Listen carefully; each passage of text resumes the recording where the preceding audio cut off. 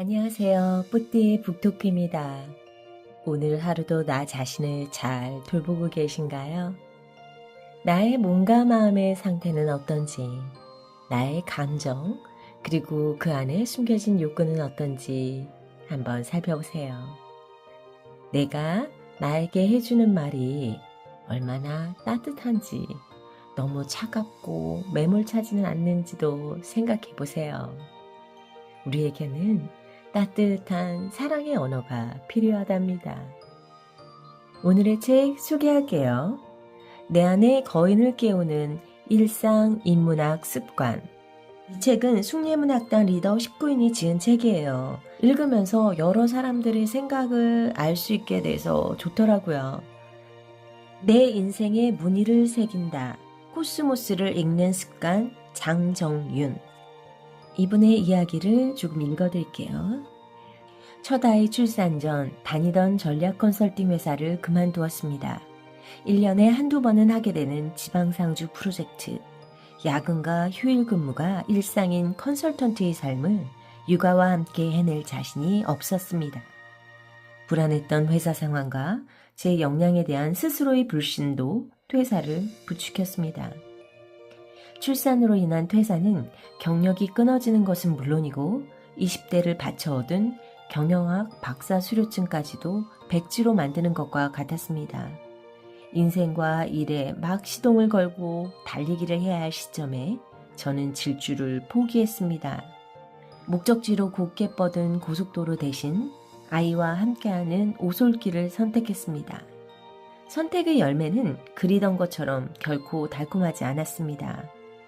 제 보살핌으로 한 생명이 건강하게 피어나고 주변이 무탈하게 돌아가는 것은 보람되고 의미 있는 일이었지만 제 존재가 세상에서 사라져가는 듯한 느낌은 지우지 못했습니다. 가족이라는 작은 세상에 갇혀 바깥과의 연결이 끊어진 상황은 폐쇄 공포증 같은 불안마저도 불러왔습니다. 급기야 죽는다는 것이 어떤 의미인지도 고민하기 시작했습니다.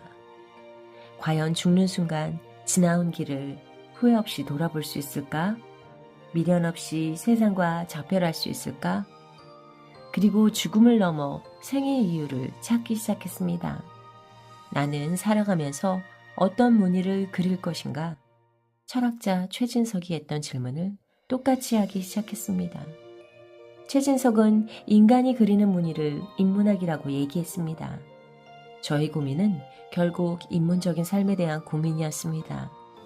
인문적인 삶이라고 하니 무척 어려운 말 같지만 결국은 왜 살아야 하는지 그 이유를 찾는 것이었습니다.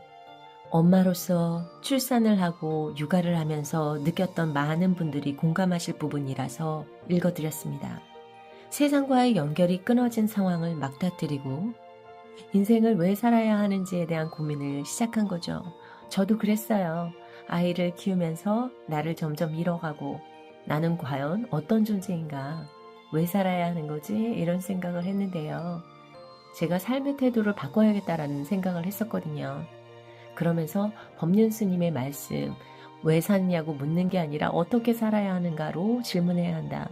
그 말이 너무 와닿았던 거죠. 어떻게 키우고 어떻게 살아야 할 것이냐, 이런 질문은 꼭 해봐야 하는 거죠.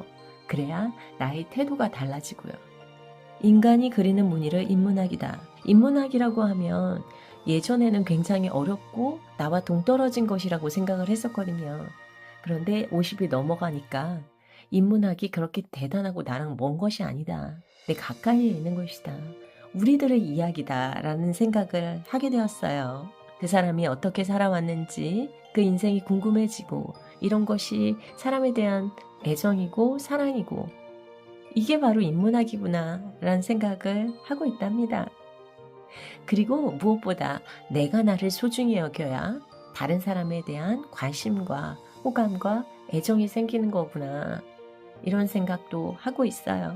이분은 숭례문학당에서 공부하면서 책과 사람, 책과 세상의 연결을 배웠다고 합니다. 저도 이 부분이 굉장히 중요하다는 생각이 들어요. 우리는 연결을 해야 되는 존재인데 내가 이 연결을 끊고 살았더라고요. 나와 너가 연결되어야 되고 그 연결되는 것에 힘을 받고 살아가는 존재예요. 제가 이 부분을 너무 간과하고 살았던 거죠.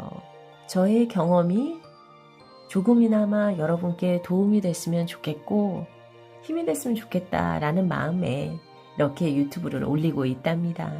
육아를 통해서 제가 느끼고 성장의 길로 가게 된 계기가 되었고, 이분의 글을 읽으면서 이분과 제가 공통점이 느껴졌기 때문에 굉장히 많은 공감을 하면서 읽게 되었어요. 저와 같이 육아를 하면서 나를 잃었다고 생각하시는 분들은 성장으로 가는 시작점이 될 수 있겠다라고 말씀을 드리고 싶어요.